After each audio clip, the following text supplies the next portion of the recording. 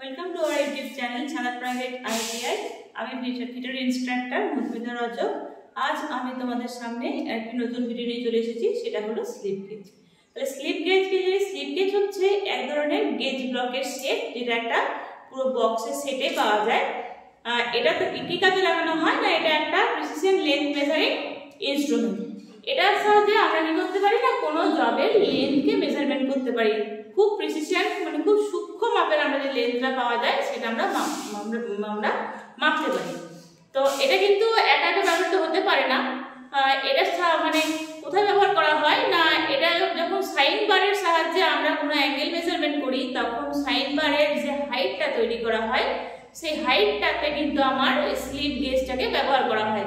মানে সেখানে যে হাইট, সাইন বারের যে রোলারের যে হাইটটা হচ্ছে বা যে লেন্থটা হচ্ছে, সেটা আমরা এই স্লিপ গেজের সাহায্যে আমরা তৈরি করতে পারি। তাহলে এখন স্লিপ গেজটা তাহলে কিসের তৈরি হয় না, এটা হয় খুব হাইলি গ্রেড স্টিলের তৈরি হয়। এবং এটা কি হয় না, এটাতে একটা সেটে পাওয়া যায়, এক একটা বক্সের মধ্যে এক একটা সেটে পাওয়া যায়, এবং সেগুলি কিন্তু এক একটি ভিন্ন ভিন্ন সাইজের হয়ে থাকে। আর এতে কি করা থাকে না, সুপার স্মুথ করা থাকে, ল্যাপিং প্রসেসে হাইলি ফিনিশিং করা থাকে। মানে ল্যাপিং কি জিনিস? তাহলে ল্যাপিং হলো এক প্রকারের সারফেস ফিনিশিং প্রসেস, যার সাহায্যে কি করতে পারি আমরা কোনো জবকে তৈরি করার পর আমরা হাইলি সারফেস ফিনিশ করতে পারি। ল্যাপিং করার ফলে এতে খুব সুন্দর একটা ফিনিশিং আসে, যার ফলে আমরা কি করি না, ছোট ছোট যে স্লিপ গেজগুলো আমাদের যে ছোট ছোট সাইজের পাওয়া যায়, সেই স্লিপ গেজগুলোকে আমরা একটা কি করি না, একটার উপর আরেকটাকে চাপিয়ে রিঙ্গিং প্রসেসে আমরা কিন্তু লেন্থটাকে তৈরি করতে পারি। তাহলে এখন প্রশ্ন হচ্ছে, রিঙ্গিং কি জিনিস? রিঙ্গিং হচ্ছে এক ধরনের প্রক্রিয়া, যার সাহায্যে আমরা কি করি না, আমরা দুটো স্লিপ গেজকে নিয়ে তাকে কি করি না, 90 ডিগ্রি অ্যাঙ্গেলে রেখে ক্লকওয়াইজ আমরা ঘোরালে কি হয় না, এর মধ্যে যে একটা এয়ার গ্যাপ থেকে যায়, একটা ব্লকের উপর আরেকটা ব্লক চাপালে কি হয় না, ন্যূনতম আমরা যেটা চোখে দেখতেও পাই না, সেরকম কিন্তু একটা এয়ার গ্যাপ থেকে যায়। সেই গ্যাপটা থেকে গেলে কি হবে না, আমাদের কিন্তু সঠিক মাপটা, লেন্থের যে মাপটা আমরা মাপছি, সেটা কিন্তু আমরা সঠিক পাবো না। সেই জন্য কি করা হয়, একদম এয়ার টাইট করে নেওয়া হয়। তার ফলে কি হয়, এর মধ্যে কোনো গ্যাপ থাকবে না, এবং রিঙ্গিং করলে কি হবে না, একটার সঙ্গে আরেকটা একদম চুম্বকের মতন আটকে যাবে, এবং আমরা ধরলেও কিন্তু সেটা নিচে পড়ে যাবে না। এইভাবে কিন্তু একটা ছোট ছোট স্লিপ গেজ থেকে আরো বড় স্লিপ গেজকে আমরা রিঙ্গিং করে এর হাইটটাকে আমরা তৈরি করতে পারি। তাহলে দেখো, আমি একটা বোর্ডে একটা স্লিপ গেজের ছবি এঁকেছি। তাহলে এই হলো একটা টোটাল স্লিপ গেজের পুরো বক্স। এটা একটা বক্সের আকারে পাওয়া যায়, আমি এরকম একটা ছবি এঁকেছি। আর এটা কি পাওয়া যায়, আমি বললাম যে এটা একটা কিসের তৈরি হয় না, এটা খুব হাইলি গ্রেড স্টিলের তৈরি হয়। আর এটা বিভিন্ন গ্রেডের পাওয়া যায়। কি কি গ্রেডের পাওয়া যায় দেখো না, গ্রেড হচ্ছে গ্রেড 00 অ্যাকিউরেসি, যেটা কোথায় ব্যবহার করা হয় না, used as the standard for reference to test all the other grades. যে আরো সমস্ত গ্রেডের যে স্লিপ গেজগুলো আছে, সেটাকে কি করা হয়, এই যে গ্রেড 00 অ্যাকিউরেসির গ্রেডটা আছে, সেটার সাহায্যে আমরা কি করতে পারি, তাকে চেক করা হয়। নাম্বার 2 হচ্ছে গ্রেড 0 অ্যাকিউরেসি। এটাকে কোথায় কাজে লাগানো হয় না, এটাকে বলা হয় ইন্সপেকশন গ্রেড। এটাও কি করা হয় না, এটাকে আমরা অন্য গ্রেডের আমরা এর সাহায্যে অন্য গ্রেডকে আমরা চেক করতে পারি। আর কি না, গ্রেড 1 অ্যাকিউরেসি কি না, এটা হচ্ছে workshop grade for precision tool room application. এটা হলো ওয়ার্কশপ গ্রেড, যেটা আমরা প্রিসিশন টুল রুম অ্যাপ্লিকেশনে কাজে লাগাই। আর নাম্বার 4 হচ্ছে আমার গ্রেড 2 অ্যাকিউরেসি। কোথায় কাজে লাগা হয়, use for general workshop application. মানে আমরা জেনারেলি ওয়ার্কশপে যে স্লিপ গেজটাকে নিয়ে আমরা ব্যবহার করে থাকি, সেটা হলো আমার এই গ্রেড 2 অ্যাকিউরেসি স্লিপ গেজ। তাহলে এই হলো আমার পুরোপুরি স্লিপ গেজটা। দেখো, আমি একটা স্লিপ গেজ নিয়ে এসেছি। এই হলো একটা টোটাল স্লিপ গেজের বক্স। এটা একটা বক্সের আকারে পাওয়া যায়, এবং এটাকে আমি যখন খুলবো তখন আমার সেটটা পুরো এইরকম টাইপের দেখতে হয়। আর এতে দেখো বিভিন্ন টাইপের কিন্তু এই যে গেজ ব্লকগুলো আছে, এক একটা কিন্তু এক এক রকম মাপের আছে, এখানে মাপগুলো আমার দেওয়া আছে। এইভাবে কিন্তু আমার স্লিপ গেজটা পাওয়া যায়। তাহলে আমি একটু আগে যে বললাম রিঙ্গিং প্রসেস, তাহলে রিঙ্গিং প্রসেসটা আমরা করবো কিভাবে না, ধরো আমি এই দুটো স্লিপ গেজকে নিয়েছি। এই দুটো স্লিপ গেজে কি বললাম না, পুরোপুরি সুপার স্মুথ করা থাকে ল্যাপিং প্রসেসে। এর ফলে কি হবে, আমি একটা স্লিপ গেজের উপর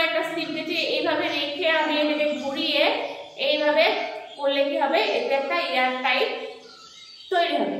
এবং এটা কি হবে, এটার সাহায্যে আমি এভাবে একটার উপর আরেকটা স্লিপ গেজকে চাপিয়ে কিন্তু আমি এর লেন্সটাকে আমরা তৈরি করব।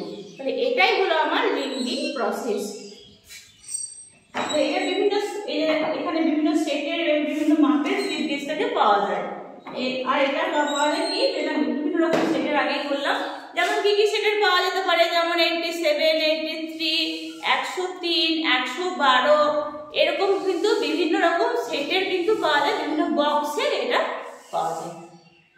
এবার দেখো আমি যে আগে বললাম যে এটা বিভিন্ন সেটের পাওয়া যায়, তা আমি এখানে দেখো একটা সেটের আমি কি কি রেঞ্জের পাওয়া যায় সেটা দেখাচ্ছি এবং তার সাহায্যে আমরা কি করে লেন্সটাকে তৈরি করব সেটাও আমি দেখাচ্ছি। তো দেখো আমি এখানে নিয়েছি সেট অফ 112 নম্বর যে সেটটা, তার মানে হচ্ছে যে পুরো একটা টোটাল যে বক্স আমি দেখালাম সেই বক্সটা হচ্ছে 112 নম্বর সেটের। তো সেটা হচ্ছে কি স্পেশাল এরকম রেঞ্জ এমএম এ দেওয়া আছে, স্টেপ হচ্ছে mm and number of pieces, এইভাবে আমার সেটটা করা হয়। এতে কি আছে না, এই যে বক্সটা বললাম সেই বক্সটাতে স্পেশাল পিস, সেই স্পেশাল পিসটা থাকে আমার 1.005। এই একটা স্টেপে একটা পিসই পাওয়া যায় এই বক্সের মধ্যে 112 নম্বর সেটে।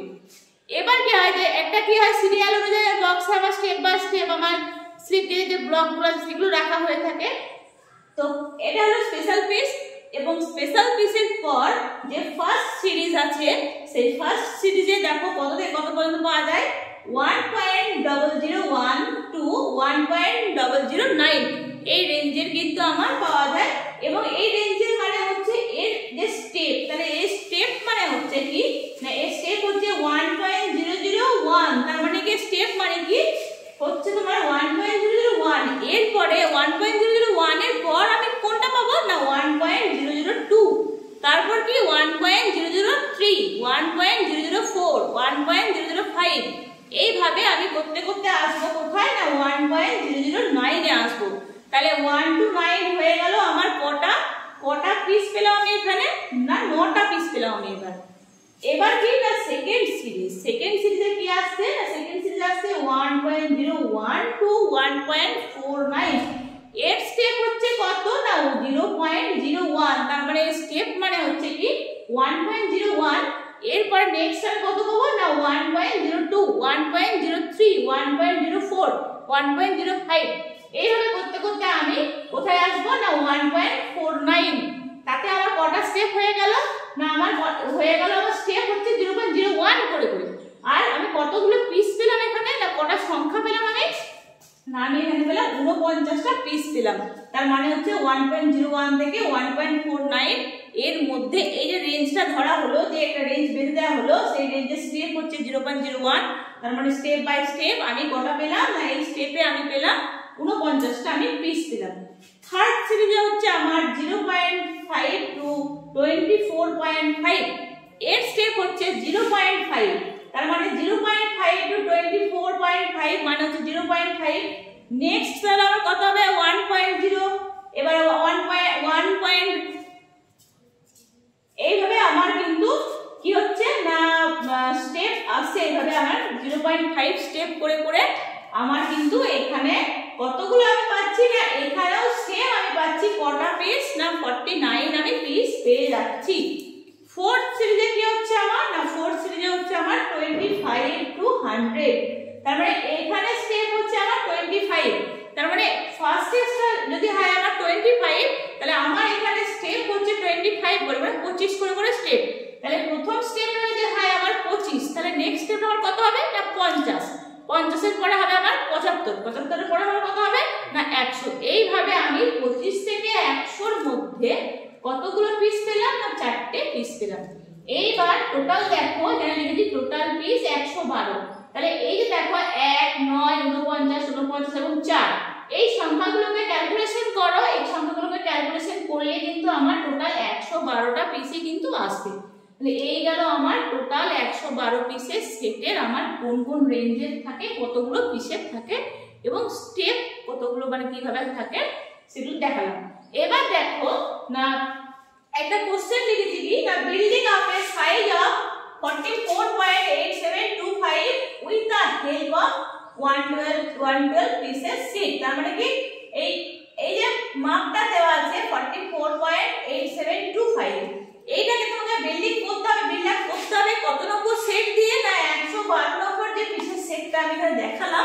সেই সেটটা দিয়ে আমি এই যে সাইজটাকে বিল্ডিং করে দেখাবো। তাহলে আমাকে সাইজটাকে বিল্ডিং করতে গেলে আমাকে কি করতে হবে? ফার্স্ট আমার কাজ হলো আমি যে সংখ্যাটা আমি পেয়েছি সেই সংখ্যাটাকে আমি এখানে লিখে দিলাম। লিখে দেওয়ার পর আমাকে ক্যালকুলেশনটা কিভাবে করতে হয় না আমাকে ব্যাক ক্যালকুলেশন করতে হয়। কি ব্যাক ক্যালকুলেশন মানে আমার এই যে লাস্টের যে ডিজিটটা আছে এখানে 5 পেয়েছি, আমাকে এইখানে পেছন দিক থেকে আমাকে ডিজিটগুলো 0 করে করে আসতে হবে। তাহলে আমার এখানে 5 আছে মানে আমার এখানে দেখো মানে দশমিকের পর এখানে আমার কিন্তু 4টে ঘর আছে। তাহলে আমার এখানে কিন্তু আমরা একটা স্পেশাল বিভাগ পেয়েছি কত না 1.005।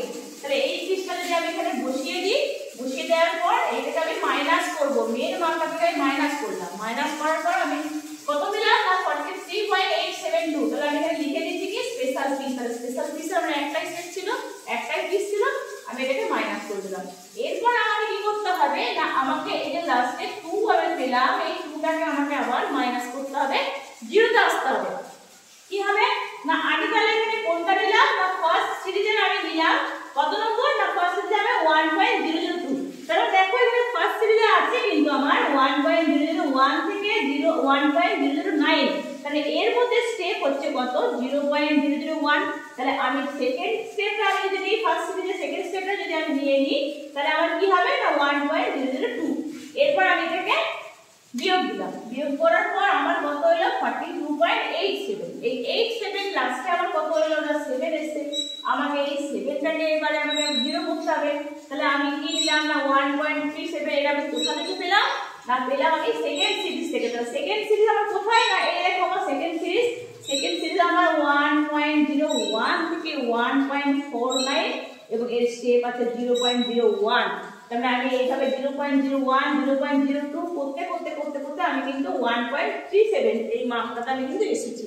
তারপর আমি কিন্তু এটা বসিয়ে দিই। এখানে বসানোর পর আমি এখানে ক্যালকুলেশন করলে আমার এই 7টা 0 হয়ে গেল। তারপর আমি ফাইনালি কি পেলাম না 41.50। এবার আমার এখানে তো 0 আছে, আমাকে এই 5টাকে এবার 0 করতে হবে। তাহলে 5টাকে 0 করতে গেলে আমি কি করব না আমি এখানে লিখেছি থার্ড সিরিজ। তাহলে আমাদের থার্ড সিরিজ আমার কত আছে 0.5 টু 24.5 এবং এর মধ্যে স্টেপ গ্যাপ হচ্ছে 0.5। তাহলে এখানে আমি কি করলাম স্টেপ জাম্প দিয়ে আমি কোথায় এলাম না আমি এলাম 16.5 এ। এরপর আমি এটাকে মাইনাস দিলাম, মাইনাস দিয়ে আমি পেলাম কত 25। তাহলে আমার 25 আমার সেট কিন্তু আছে, কোথায় আছে না আমার দেখো ফোর্থ সিরিজ 25 টু 100 আছে। তাহলে আমি এখানে ফোর্থ সিরিজে যে ফার্স্ট যেটা আছে রোটা সেখান থেকে আমি 25 পেয়ে গেলাম। তাহলে আমি এখানে 25টা লিখে দিলাম, লিখে দিলে আমার কিন্তু পুরো ক্যালকুলেশনটা পুরো 0 তে চলে গেল। তাহলে আমি কি করলাম না কতগুলো আমি স্লিপ গেজ দিয়ে বিল্ডিং করলাম না দেখো আমি 25 এর একটা নিলাম, এখানে 16.5 এর একটা নিলাম, এখানে 1.37 এর একটা নিলাম, এখানে 1.002 এর একটা নিলাম আর ফাইনালি আমি একটা কি নিয়েছি 1.005। এই যে এতগুলো আমি এই সেটটা নিলাম 152 নম্বর সেট থেকে এই পিসগুলো আমি নিয়েছি। নিয়ে আমি কিন্তু টোটাল এই যে একটা আমার যে নাম্বারটা দেওয়া আছে 44.8725 এই নাম্বারটা আমি কিন্তু সেটআপ করলাম আমি এই স্লিপ গেজগুলো দিয়ে, মানে এই একটা আমার কিন্তু এরকম একটা লেন্থ। তাহলে এইভাবেই কিন্তু আমার ছোট ছোট স্লিপ গেজকে একটার উপর আরেকটাকে রিঙ্গিং করে তারপর কিন্তু আমি এইভাবে রেঞ্জ অনুযায়ী আমি কিন্তু নিয়ে যে তোমার মাপই দেওয়া থাকুক না কেন তোমরা কিন্তু সেটাকে তৈরি করে নিতে পারবে। এবং এই কিন্তু যে আমি টেবিলটা দিলাম সেই টেবিলটা কিন্তু যে সেটের আমার হয় সেই সেটের মধ্যে আমার কিন্তু এই মাপগুলো দেওয়া থাকে যে আমার এই রেঞ্জের আমার এতগুলো পরিমাণের পিস আছে এবং এই স্টেপগুলো এত পরিমাণে আমার আছে। তো এটা নিয়ে চিন্তা বা ভয়ের কোনো কারণ নেই। তো এইভাবেই কিন্তু আমরা বিল্ডিং করতে পারি, সেটআপ করতে পারি। তো এই মানে আমি আগেই বললাম যে এটা কিন্তু মানে একা একা ব্যবহার করা হয় না, এটাতে কোথায় ব্যবহার করা হয় না সাইন বোর্ডে যখন অ্যাপ্লিকেশন করা হয় তখন এই স্লিপ গেজটা আমার কাজে লাগে। তো আমি নেক্সট ভিডিওতে সাইন বার এবং স্লিপ গেজের কিভাবে কি কাজ হয় সেটা আমি কিন্তু নেক্সট ভিডিওতে তোমার সঙ্গে আলোচনা করব। তাহলে আশা করি তোমরা এটা বুঝতে পারবে।